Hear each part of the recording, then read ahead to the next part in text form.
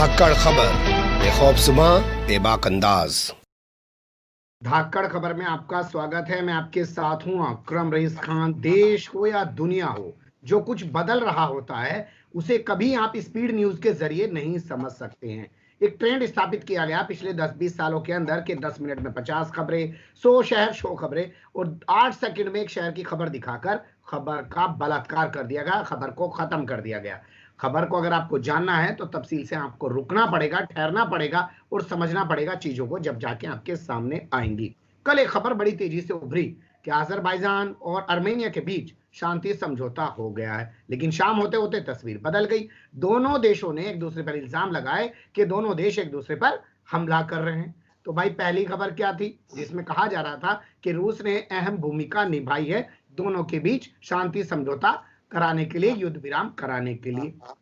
तो पहला सवाल ये होता है कि क्या रूस का कराया हुआ शांति समझौता कामयाब नहीं हो रहा है। दूसरा ये कि जो लड़ाई है ये रुक नहीं रही है या इसको रुकने नहीं दिया जा रहा है, क्योंकि रूस रोकने की कोशिश कर रहा है और दूसरी जो ताकतें हैं शायद वो रोकने की कोशिश नहीं कर रही है। एक सवाल इसमें यह भी होना चाहिए कि चाइना और अमेरिका की इसमें क्या भूमिका है। आपको पता है पूरी दुनिया में आज ये दोनों मुल्क आपस में वर्चस्व की लड़ाई को लेकर टकरा रहे हैं, एक दूसरे पर हावी होने की कोशिश कर रहे हैं। अमेरिका को जहां अपना वर्चस्व बचाना है, वहीं चीन को अपना वर्चस्व स्थापित करना है। तो उन दोनों की क्या भूमिका है। इसके अलावा टर्की वो क्या कर रहा है। तो बहुत सारे सवाल हैं, उन्हीं सारे सवालात पर बात करेंगे। हमारे साथ जुड़ रहे हैं ब्लूमबर्ग न्यूज के मैनेजिंग एडिटर शहाबुद्दीन याकूब साहब। उनसे ये भी पूछेंगे कि ब्लूमबर्ग न्यूज आखिर उन्होंने क्यों शुरू किया है, क्या सोचकर शुरू किया। इसके अलावा आप जानते हैं वो न्यूज नेक्स्ट नेटवर्क के एडिटर हैं, उस पर लंबे समय से काम करते आ रहे हैं और इंटरनेशनल इश्यूज पर बहुत अच्छे से अपनी तमाम चीजों को लोगों के सामने रखते हैं। हमास से उनके साथ एक कोशिश कर रहे हैं, आपको पहले ही बता देते हैं। यहाँ पर हम आपको चुनिंदा चीजें दिखाएंगे। अगर आप विस्तार से तमाम चीजों को देखना समझना चाहते हैं तो हम ब्लूमबर्ग पर उनके चैनल पर जा सकते, वो तफसील से तमाम चीजों को रखेंगे। लेकिन आप स्टाइल जानते हैं, धाकड़ खबर का 12 से 15 मिनट में तमाम चीजों को समेटने की कोशिश करता है। बहुत शुक्रिया सर, कैसे हैं आप। बहुत बहुत आपका भी शुक्रिया। ये ब्लूमबर्ग न्यूज क्या है। ब्लूमबर्ग न्यूज से आप समझिए कि इस वक्त आप ये देखिए कि आपके सामने एक चीज आई टीआरपी जी, और टीआरपी के खेल में जो हमारे संस्कार हैं, जो हमारे वैल्यूज हैं, वो कंप्रोमाइज हो रहे हैं। लोगों को न्यूज चाहिए जिससे वो उनके पास इतना कंटेंट आए, ऐसा इंफॉर्मेशन आए जिसके बेस पे वो सही फैसले कर सके। उन्हें पता हो कि हमारा देश किधर को जा रहा है और उनको ये भी पता हो कि दुनिया किधर जा रही है। अब ऐसे में आप अगर देखें तो व्यूअर्स जो है वो हमेशा एक चैनल से दूसरे चैनल जाते हैं, लेकिन उनको वही टीआरपी का खेल। अगर यूट्यूब पे भी अगर आप देखें तो लोगों की कोशिश ये है कि कैसे मैं ज्यादा से ज्यादा व्यूज हासिल कर लूं, उसमें यहाँ से कुछ भी बगैर जांच पड़ताल के कुछ भी मिलता है उसको परोस देते हैं। ब्लूमबर्ग न्यूज जो है वो बड़ी जिम्मेदारी के साथ लोगों को सिर्फ उन खबरों को बताएगा कि जिसके बारे में हम पहले से रिसर्च करके ऑथेंटिकेट करके उनके सामने रखेंगे। लेकिन सर ये बताइए ना, ये काम तो आप न्यूज नेक्स्ट नेटवर्क से भी कर सकते थे ना। न्यूज नेक्स्ट नेटवर्क पे भी हम लोग कर रहे थे, लेकिन ब्लूमबर्ग न्यूज पे जो सबसे खास इसमें बात यह है कि इसमें हम आमतौर पे ब्लूमबर्ग न्यूज में हम खबरों को बहुत ही दूसरी तरीके से ट्रीट करने की कोशिश कर रहे हैं। यहाँ पे जो लोग आएंगे उनको खुद ये अंदाजा होगा कि यहाँ पे जिस तरह हम न्यूज को ट्रीट कर रहे हैं और जिस तरह से इंफॉर्मेशन लेकर के उनके सामने आ रहे हैं, उससे उनको अंदाजा होगा कि इस प्लेटफॉर्म से उनको कुछ डिफरेंट कुछ देने की कोशिश की जा रही है। चलिए, आपकी नई कोशिशें कामयाब हों, बेहतर हों। हम लोग भी अपील करेंगे कि लोग आएं, क्योंकि कुछ अब जानना समझना चाहते हैं तो आपको रुकना तो पड़ेगा, कहीं ठहरना तो पड़ेगा, वरना 10 मिनट में 50 खबरें देखिए, मजा लीजिए और निकल जाइए ऑफिस के लिए। ना खबर का पता चला, ना खबर के पीछे की कहानी का। अब बात कर लेते हैं ये जो पूरी जंग चल रही है, जिसे लोगों ने कहना शुरू कर दिया था कि तीसरा विश्व युद्ध छिड़ सकता है। कल उसमें हमने देखा, आपने भी बताया अपने चैनल पे कि समझौता हो गया, रूस की अहम भूमिका रही है। लेकिन कुछ ही घंटों बाद तस्वीरें बदल गई और दोनों मुल्क एक दूसरे पर इल्जाम लगाने लगे, वीडियो जारी कर करके कि हमारे ऊपर हमला कर दिया। जी, असल में देखिए, जब एक बार जंग शुरू हो जाती है तो उसको रोकना बहुत मुश्किल है। और ये कहावत भी बहुत है कि जंग शुरू करना तो आसान है लेकिन रोकना बहुत मुश्किल है। और उसी का नज़ारा आप अज़रबैजान और आर्मीनिया में देख रहे हैं। और ये जंगें कब शुरू होती हैं? जब आपका ट्रस्ट एक दूसरे के प्रति जो है वो टूट जाता है।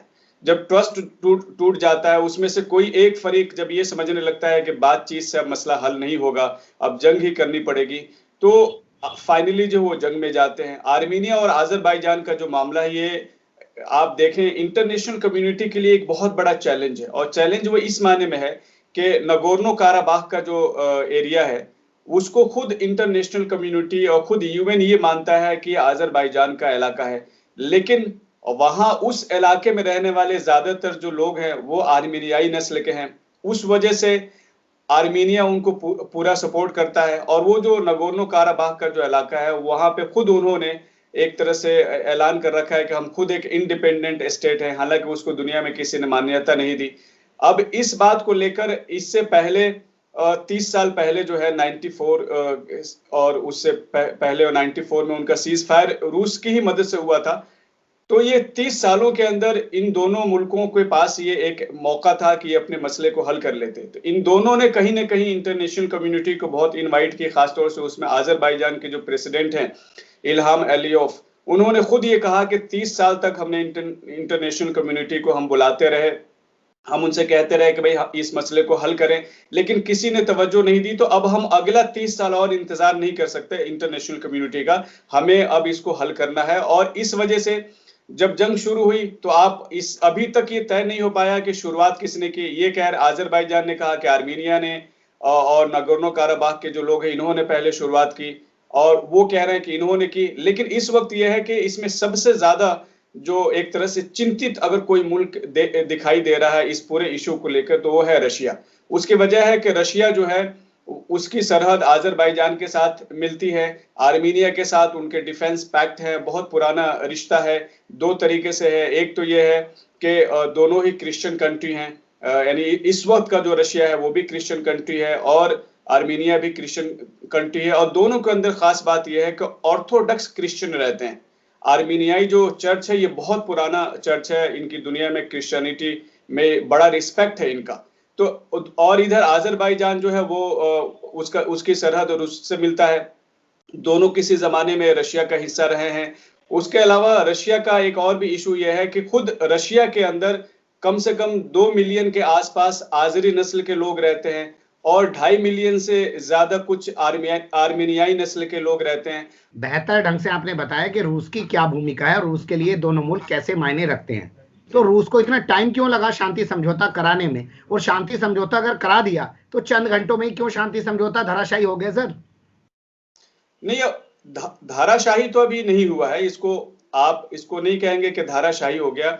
होता यह है कि आप जहां भी जंगें होती हैं, आप और भी अगर जैसे मुल्क में जो जंगें हो रही हैं, चाहे लीबिया हो, सीरिया हो या इराक हो, जहां भी चलती रही है, वहां भी आप देखिए कि जब भी सीज फायर हो जाता है तो कुछ दिनों तक ये इल्जाम आता रहता है कि सीज फायर का वायलेशन उन्होंने कर दिया, फिर वो एक दूसरे पे इल्जाम लगाते रहते हैं। तो ये ऑल ऑफ सडन, चूंकि जब आप, वही मैंने कहा कि जब ट्रस्ट टूट जाता है। आपको क्या लगता है शांति समझौता बरकरार रहेगा, टूट चुका है या टूटने के कगार पे पहुंच चुका है? क्योंकि कुछ ही घंटों बाद दोनों मुल्क एक दूसरे पर हमले की वीडियो वायरल कर रहे हैं। देखिए, अभी कोशिश तो यही है इंटरनेशनल कम्युनिटी की, खासतौर से रशिया और तुर्की की, कि ये सीज फायर कामयाब हो और अगला जो चरण है उसमें यह है कि ये बातचीत से मसले को हल करें। लेकिन इसलिए अभी दिखाई नहीं, वायलेशन जो है, सीज फायर वायलेशन इसलिए आपको दिखाई दे रहा है कि कोशिश आर्मीनिया एक तरह से ये कर रहा है कि वो इस जंग में अपना पलड़ा जो है भारी करे। और उसके लिए जो खबरें आ रही हैं वो ये है कि लेबनान से, सीरिया से, इसी तरह फ्रांस में भी एक अच्छी खासी तादाद आर्मीनियाई नस्ल के लोग रहते हैं। तो यहाँ से जो मिशनरी हैं या यहाँ से जो लड़ाकू हैं उनको किसी तरीके से बुलाया जा रहा है, इसलिए कि तुर्की ने भी और अज़रबैजान ने भी इस पे इल्जाम लगाया है कि वहां से जो मिशनरी हैं या जो एक तरह से जंगजू हैं उनको वापस लाया जा रहा है लेबनान से और सीरिया से और वहां से। तो हो सकता है कि उस आर्मीनिया को ये लग रहा हो कि भाई अब हमारे पास लोग पहुंच रहे हैं और हम इस लायक हो जाएंगे कि हम जो है अब जितना हमने इलाके गंवा दिए हम उसको रिकैप्चर कर सकते हैं। क्योंकि ये जो है, आपको मैं बता दूं कि जब रशिया ने पहली बार इनको बुलाया कि आप आए और बैठ के टॉक करें, तो आज़रबाईजान के जो फॉरेन मिनिस्टर हैं उन्होंने तो कहा कि ठीक है हम आएंगे, या आज़रबाईजान ने उस पर एग्री किया, लेकिन आर्मीनिया ने कहा कि हम अभी इस टॉक में हिस्सा लेना नहीं चाहते। लेकिन यहाँ पे एक चीज आपने गौर की होगी, इस पूरी जंग के दौरान, जिसे जंग ही कहा जाए, जंग ही हो रही है दो मुल्कों के, इजराइल के हथियारों का बड़ा जिक्र हो रहा है।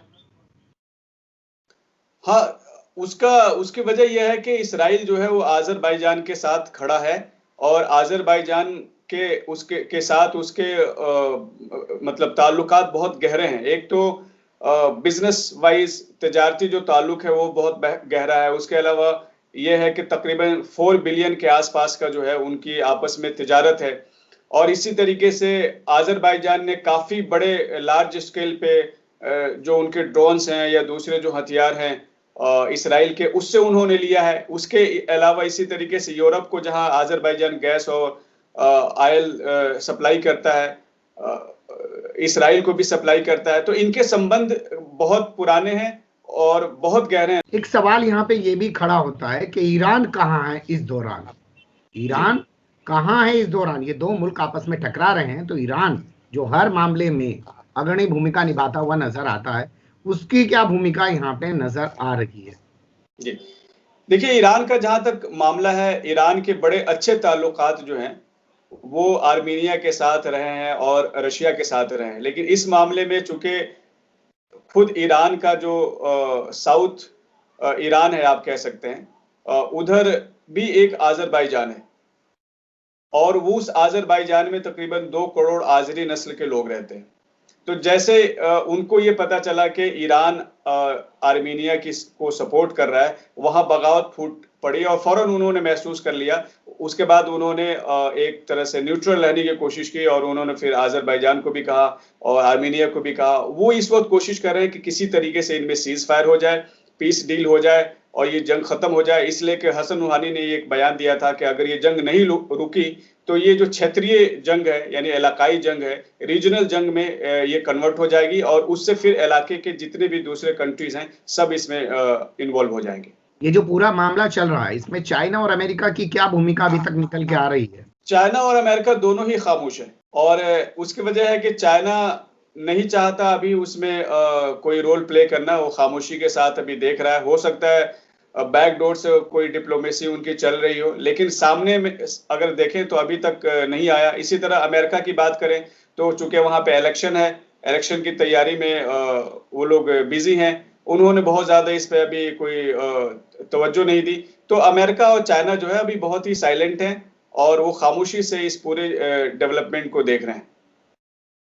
चलिए, बहुत शुक्रिया कि चाइना और अमेरिका जो है इसको बड़ी खामोशी से देख रहे हैं, लेकिन चीजें जिस तरीके से दिखाई दे रही हैं वैसी शायद पीछे से है नहीं, क्योंकि कुछ ही घंटों बाद वीडियो वायरल करके दोनों मुल्कों ने दावा किया कि उसने मुझ पे हमला कर दिया, उसने मुझ पे हमला कर दिया। अब देखना यहाँ दिलचस्प होगा कि रूस जो शांति समझौता करा रहा है बीच में बैठ के, जिसमें टर्की भी साथ है, क्या वो दोनों को शांति समझौते पर तैयार रखते हैं या ये जंग जो दबती हुई दिखाई दे रही थी फिर से सुलगती हुई दिखाई देगी?